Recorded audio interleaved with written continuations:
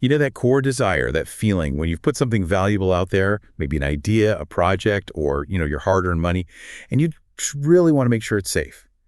Today, we're diving deep into the fascinating world of safeguarding what's important. This deep dive is custom tailored for you, cutting through the complexities to get straight to the crucial insights. We're going to unpack the concept of capital and investment protection based on a really rich source. Get ready to see the world of financial safety through a unique lens. That's right. And our mission today, really, is to shed light on the specific tools and frameworks that are designed to shield capital and investments from those critical risks, things like damage, decrease, or outright loss. We'll explore not just how these protections work, within this particular framework, but also why they matter. And actually, we'll reveal some unexpected distinctions that might completely shift your perspective. Okay, so let's start right at the beginning then. Right. When we talk about capital and investment protection, what exactly are we defining? What does the source material say? Well, what's fascinating here is how the source clearly defines it as using the available means to prevent loss, decrease, or damage to capital and investments. Simple enough on the surface, but if we connect this to the bigger picture, it immediately brings us to a really crucial distinction. The difference between protection, that's UTA, and guarantee, which is UTHI. Protection versus guarantee. Exactly. Protection, as the source clarifies, it's broader. It's focused on prevention. Think safeguards, due diligence, trying to stop the bad thing from happening in the first place. A guarantee, though, that's quite different. It's a specific commitment by someone to actually bear the loss, decrease, or damage if it occurs. Ah, okay. So one's proactive, the other's reactive in a way. Prevention versus compensation almost. You could put it like that, yeah. Prevention versus bearing the liability after the fact. And this difference, it's absolutely fundamental to everything else we'll discuss. It's not just a small detail. Okay, let's unpack this a bit more then. Why is this distinction so important? What does the source tell us about the underlying principles here, especially for the person who's actually, managing the investment? Well, the source highlights that preserving wealth isn't just a nice to have, it's actually a required objective. It's quite emphatic about that. It states that an investment manager, they must exercise due diligence to protect the funds entrusted to them. Due diligence. Oh. Right. And if a manager fails to take what are considered, customary protective measures, the reasonable steps, they're seen as negligent, and then they become liable for a guarantee. So that's where the guarantee potentially comes in, through negligence. Exactly. It raises this important question: what's the nature of the manager's responsibility? The source specifies that the manager's hand on the money is considered a hand of trust, yad amana. It's a fiduciary duty. A hand of trust. I like that framing. It implies a strong ethical component. It does. And building on that, it's explicitly permissible, even encouraged, to use Shari'ah-compliant tools and procedures to protect investments from all sorts of risks: asset damage, value decrease, inflation, even fluctuating exchange rates. Okay, this is where it gets really interesting for me. The source doesn't just say who is responsible, but when a manager specifically becomes liable for that guarantee. So when does that responsibility actually kick in, according to the source? Yeah, this is crucial. The source is quite clear. An investment contract cannot just stipulate an absolute guarantee of the funds from the manager. You can't just write in, you guarantee my capital no matter what. Right, that would contradict the risk-sharing aspect we often see. Precisely. However, the manager does become liable and must guarantee the capital if a loss happens because of their misconduct, meaning they actively did something wrong, or their negligence, like say they failed to do something they should have, or violation of agreed upon conditions, usquas et shue, so breaking the terms of the deal. Misconduct, negligence, or violating conditions. Yeah. Okay, those are the triggers. Those are the triggers. And interestingly, if the investment had already made some profit and that profit was, reinvested or added to the capital, and then a loss occurred because of the manager's fault, one of those three things, the manager is also liable for that accrued profit that was lost. Wow. Okay, so not just the initial capital, but the earned profit too,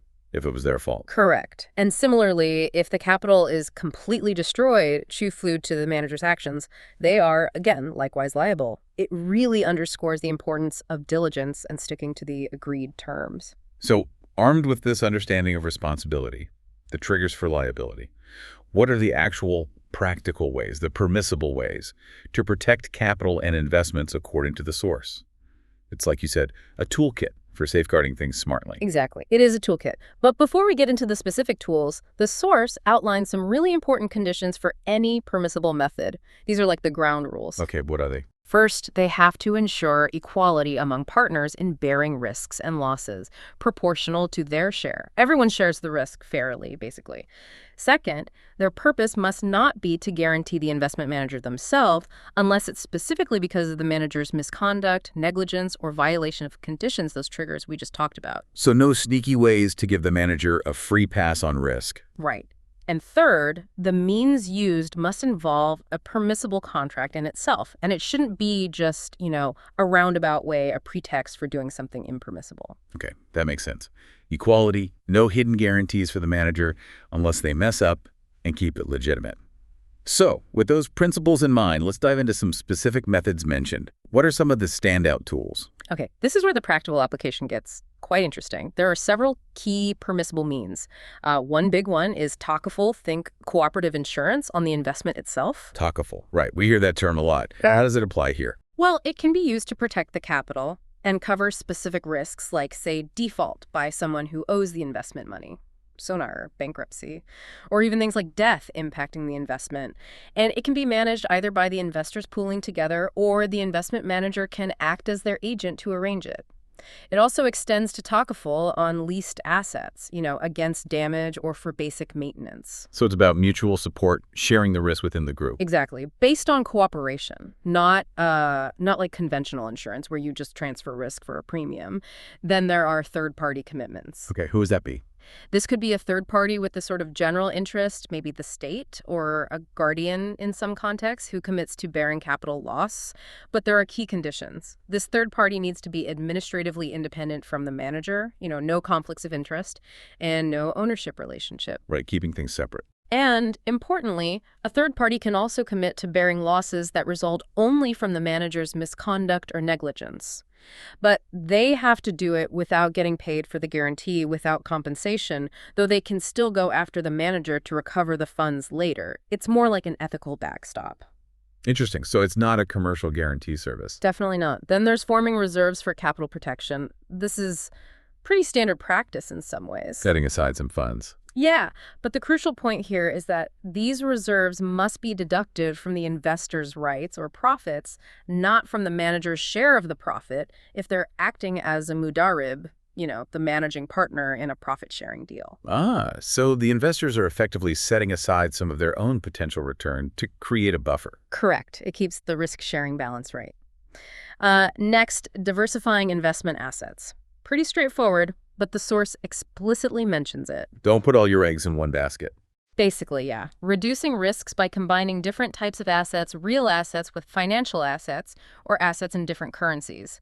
Standard good practice, but confirmed as permissible here. Makes sense. What else is in the toolkit? Well, then we get into the strategic use of specific contracts. This is quite clever. The source talks about combinations. For example, using murabaha, that cost plus profit sale, together with musharaka, the profit and loss sharing partnership. How does that work? You could divide the capital, put some into relatively stable murabaha deals, maybe with creditworthy parties, to get predictable returns, and put the rest into musharaka for potentially higher but riskier participatory returns. Sort of balancing risk and return profiles. Exactly. Similarly, you could combine ijara leasing with musharaka. Part of the capital goes into assets that generate rent and hold value, protecting that portion, while the rest is in the musharaka. Okay, clever combinations. And here's a particularly neat one. Murabaha and Bay's albun, which is an earnest money sale. Earnest money? Like a deposit? Sort of, yes. Part of the capital goes into a standard murabaha. The rest is used as earnest money arbin to secure the option to buy an asset later. Now, if the asset's value goes up, you finalize the purchase using the murabaha funds, sell the asset, and hopefully profit. Okay. But if the asset's value drops, you don't finalize the purchase, you forfeit the earnest money, but that's your maximum loss on that part. The main chunk of capital put into the murabaha potentially remains protected. I see. So the loss is limited to the earnest money if things go south. That is clever. Are there conditions? Yes, crucial ones. The seller has to actually hold on to the subject of the earnest money deal until the contract is finalized or canceled, and the earnest money itself can't be traded. Got it. Any other tools? Just a couple more key ones mentioned. taking pledges, the Yorcha, and guarantees, like collateral, basically. These are allowed in debt-creating contracts like Yeah. Baja or Salam forward purchase, or Istisna's manufacturing contract to secure repayment. Standard security measures. Right. And finally, the source basically says any other permissible tools or procedures are allowed if the investor agrees to them specifically to protect capital from risks like damage, value decrease, inflation, exchange rates, etc. And importantly, if the investor stipulates specific permissible tools, the manager has to implement them. If they don't, and there's a loss, Then the manager becomes liable. then the manager guarantees the capital. Yes. It puts real power in the investor's hands to demand specific protections. All right, so that's a really comprehensive look at what is allowed, a very sophisticated set of options, actually. Now, for the flip side, what are the absolute no-goes? What does the source tell us are the strictly prohibited means for capital protection? Yeah, this is just as important for clarity, and it really highlights the underlying principles. The source explicitly prohibits several things.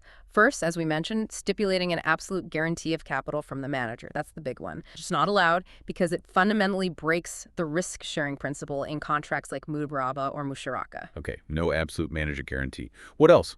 A third party committing to bear absolute loss for the investment manager, meaning it's not restricted just to the manager's proven fault, and doing so without the right to recourse against that manager later. So basically insuring the manager against all outcomes. Pretty much, yeah. That's seen as a form of prohibited commercial insurance for the manager's benefit. Also, obligating the investment manager right from the start to buy back the invested assets at their original nominal value or some other pre-agreed value. Like a guaranteed exit price. Exactly. It looks like a sale, but it acts like a loan with a guaranteed return of principal, which isn't how equity-like investments are supposed to work here. It hides the risk. Right. What else is forbidden? A third party guaranteeing the capital for a fee. If someone offers to guarantee your investment return in exchange for payment, that's considered commercial insurance, and that's generally prohibited in this framework. Okay, no paid guarantees. Correct. And finally, protecting capital through traditional hedging contracts like options, futures, and forward swaps. These are generally off the table, Why is that? usually because they're seen to involve excessive uncertainty, garar, speculation, macer, sometimes interest, riba, or maybe dealing in things that don't properly exist yet, according to Shari'ah principles. It's about avoiding contracts that are seen as purely speculative or detached from real economic activity. Wow, okay. That really clarifies the boundaries, what's in, what's out. What a deep dive this has been.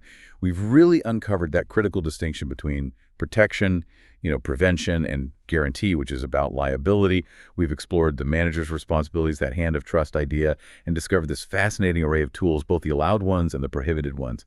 For you listening, understanding these distinctions, these tools, it's truly empowering, I think, whether you're actively managing investments within this framework or you're just curious about different approaches to financial safety. Absolutely. And if we connect this to the bigger picture, it definitely provides a very robust framework, doesn't it? It does raise an important question, though. In a world that's constantly, obsessed with mitigating risk, maybe even eliminating it, how might these principles we've just explored, this emphasis on shared responsibility, on diligent prevention, specific ethical contracts, how might this offer a fundamentally different yet maybe incredibly powerful approach to financial security compared to the more conventional models we usually see? It's certainly something to really mull over.